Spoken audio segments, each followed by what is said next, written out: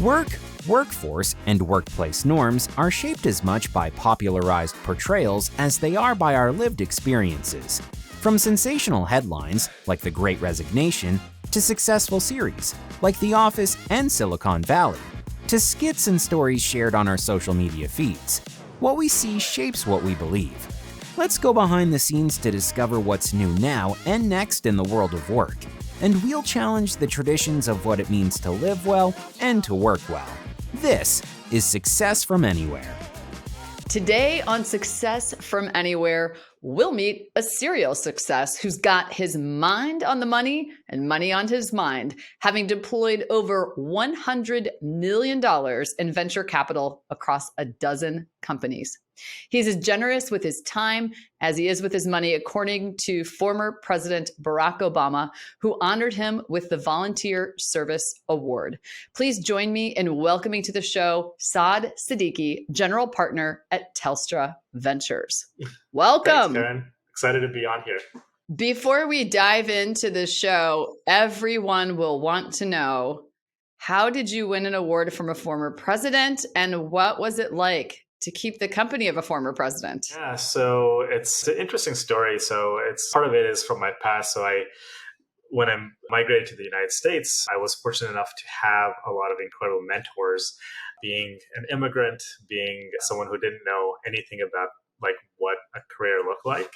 So given the guidance of a lot of these great mentors, I was able to find my path through the career that I'm on today. And so to try to give back, we started a handful of nonprofits, one of which was America Needs You. And through that work, I ended up getting an award from the president. And the main goal was to try to find like incredible young students, first generation college students, provide them with mentoring and through a 2-year program.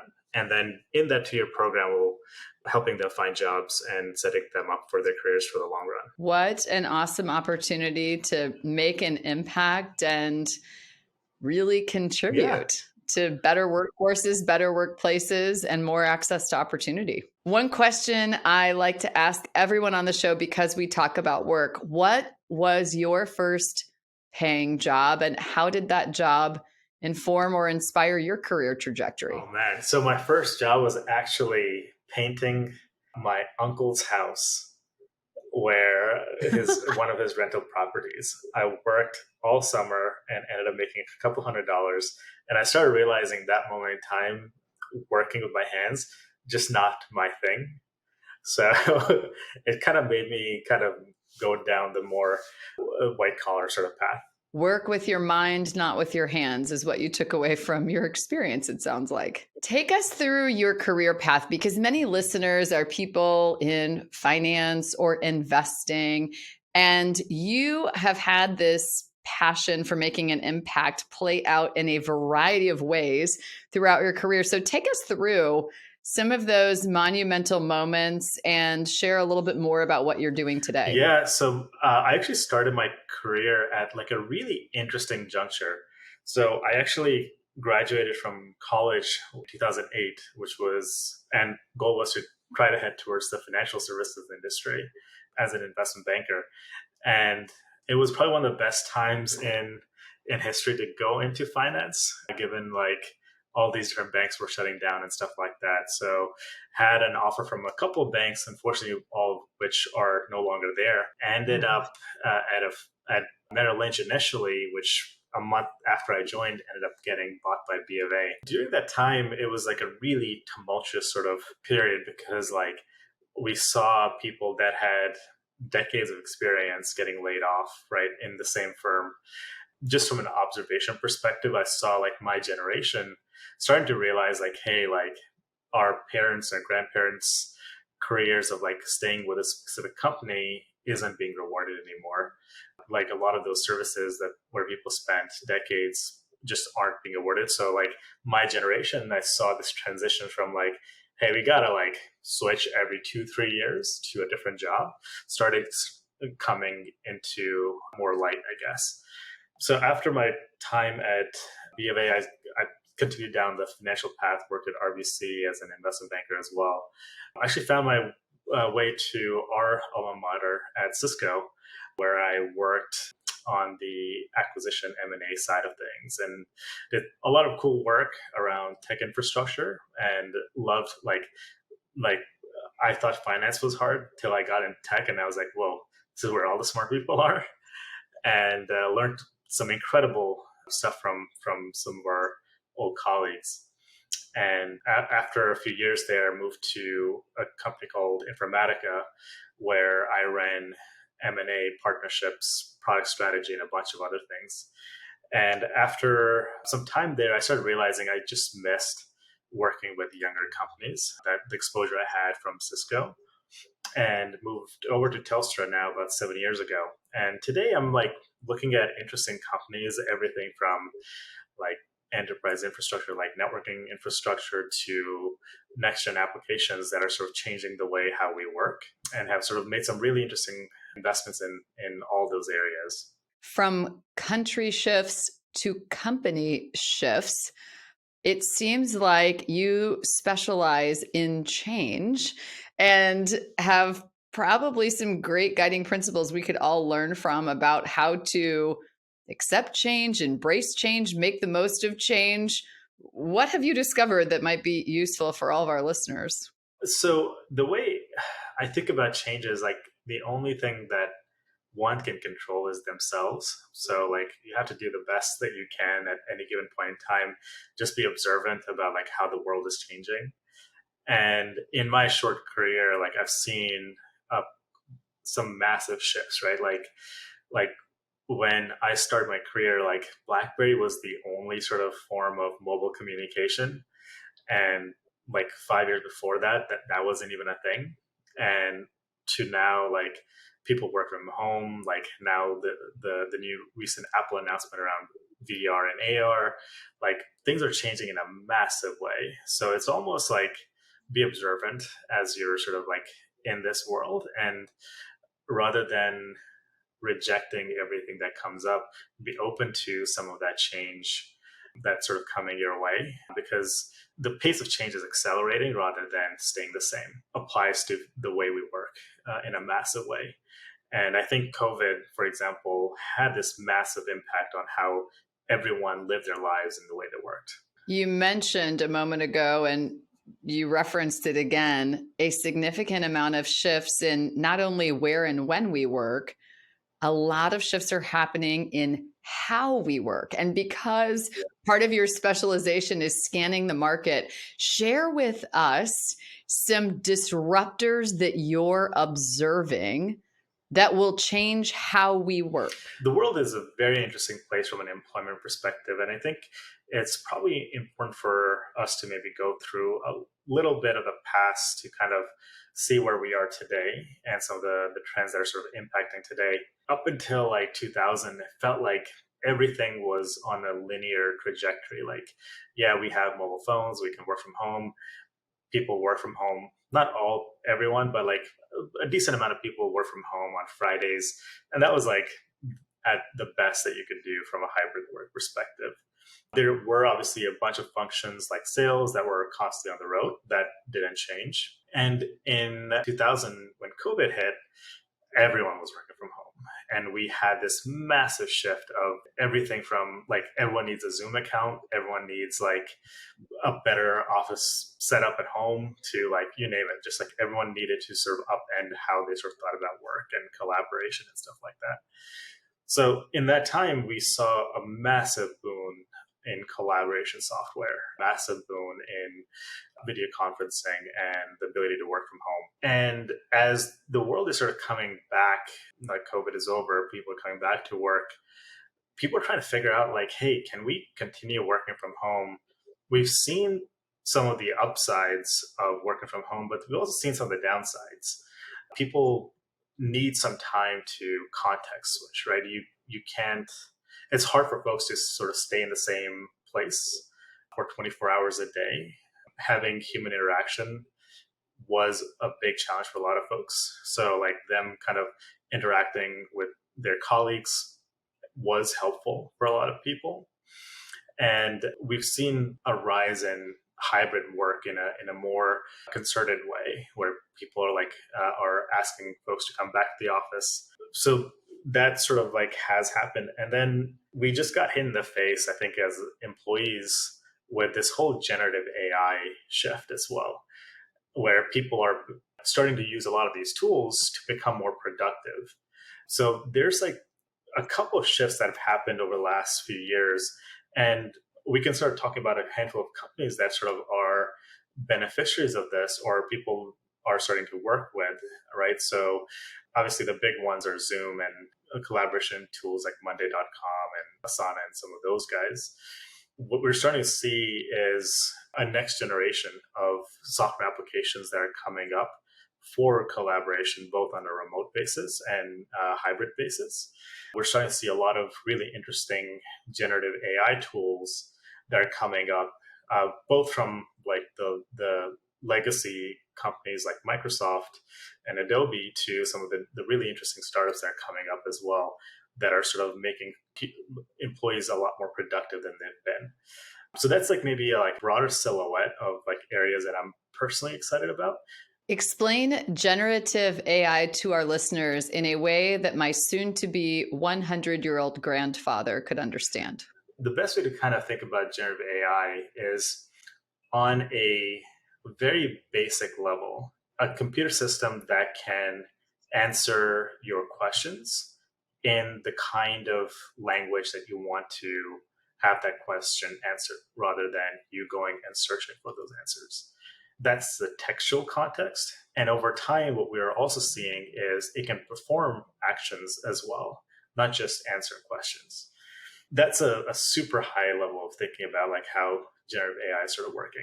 I almost heard you describe a life cycle that sounded like better questions, better answers, better context. Am I oversimplifying? No, that's a really good explanation. And I think what sort of happened as we sort of moved to a hybrid world, a lot of these systems have been capturing a lot more data than they did before, right? So a lot of the models that these generative AI models use, and you can kind of break down generative AI in two components. One is the data set, and the other is the algorithms, right? The algorithm is only is important, but the data it is trained on is significantly more important.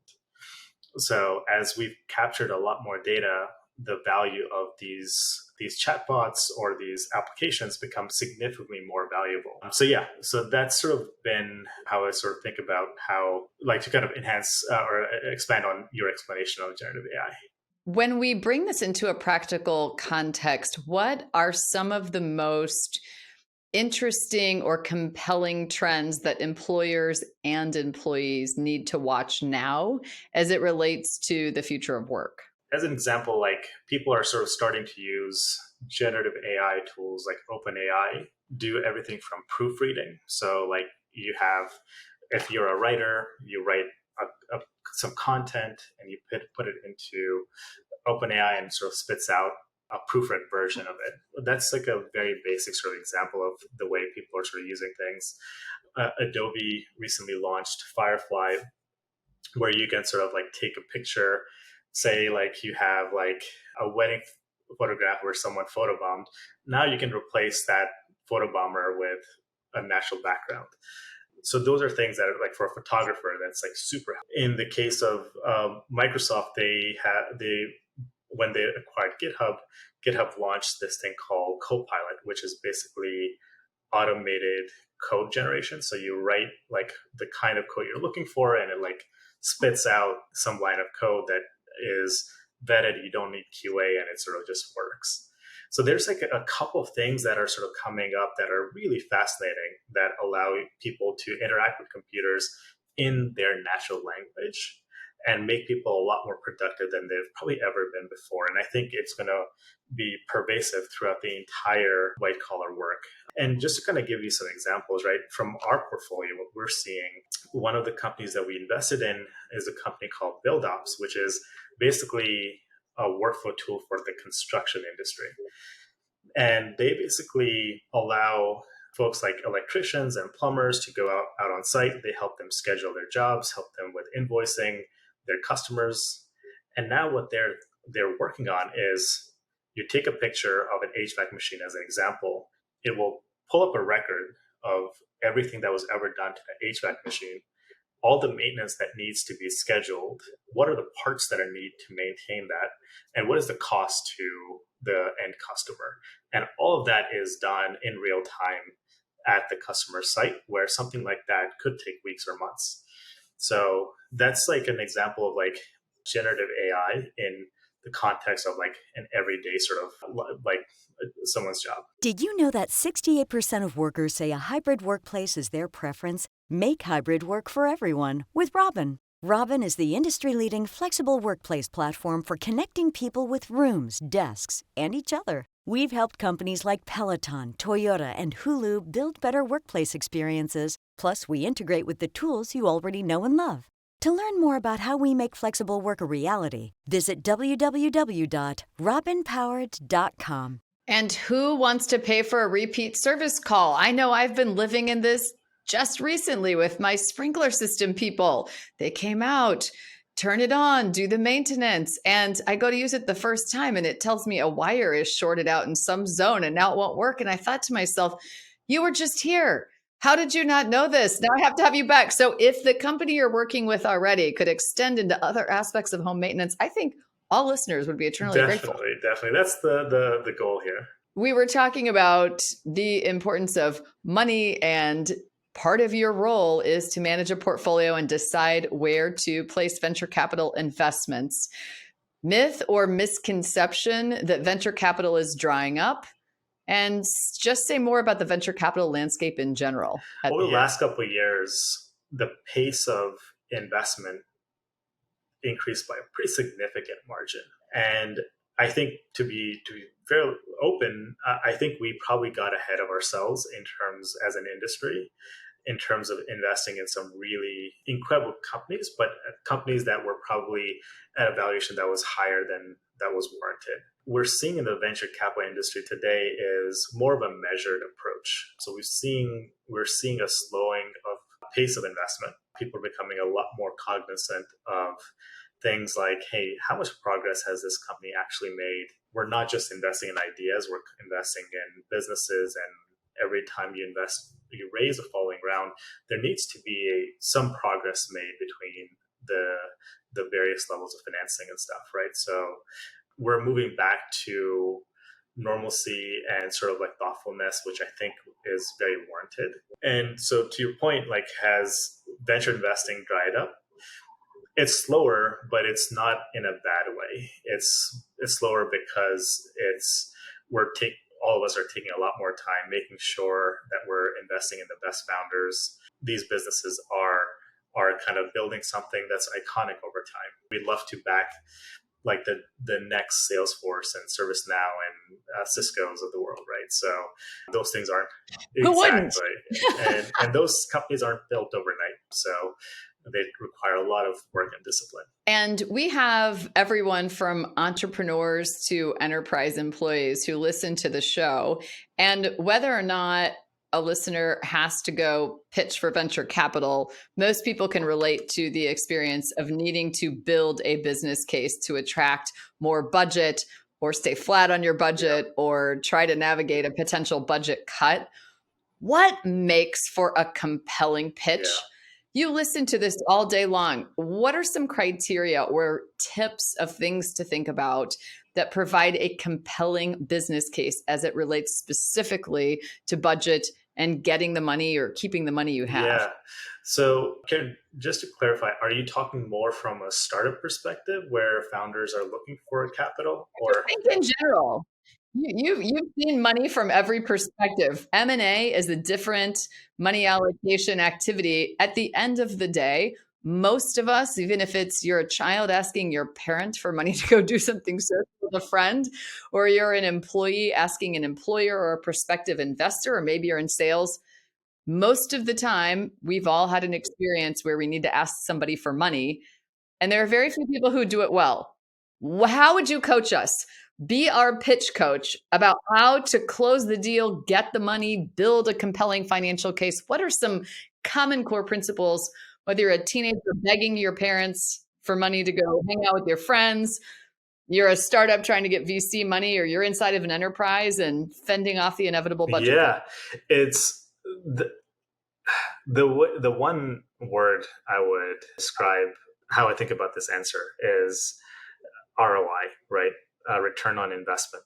So if you're asking for more marketing dollars as an example, you need to deliver an ROI. You need to sort of say like, hey, I need this amount of money to generate this number of deals that will yield this amount of sales down the line.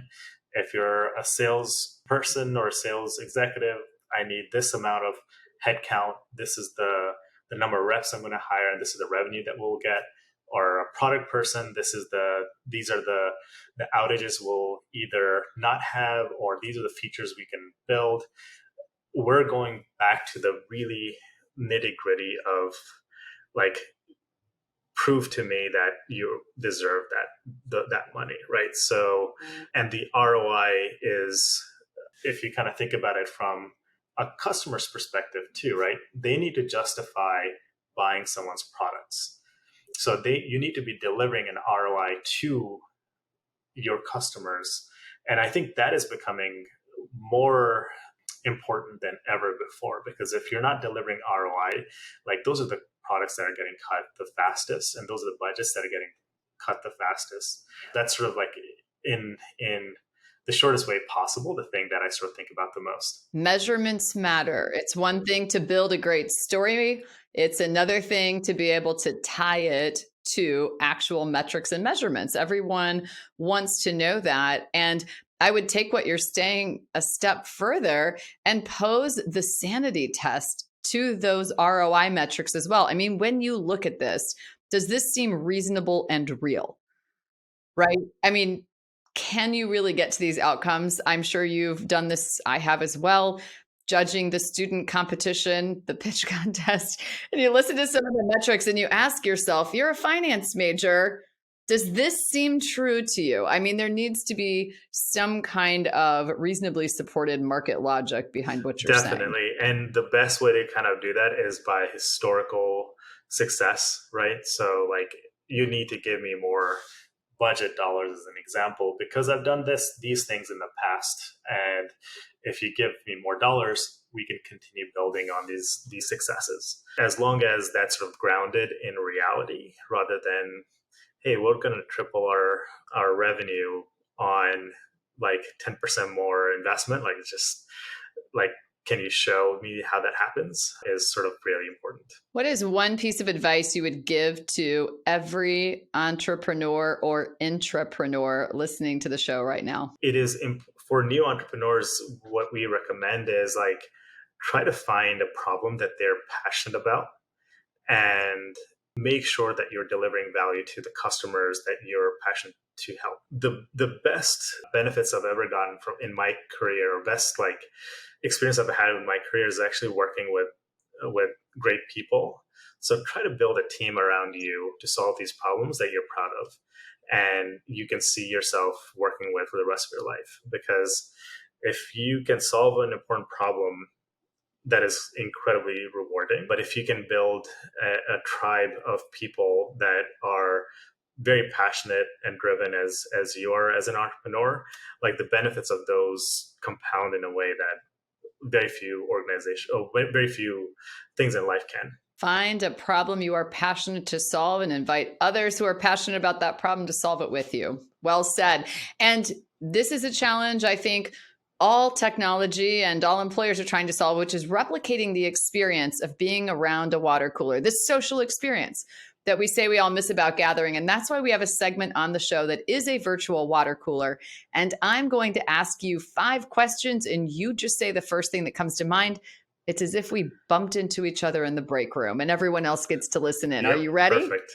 And partially terrified? I'm kidding. Definitely worried. I'm like, let's see what I get asked.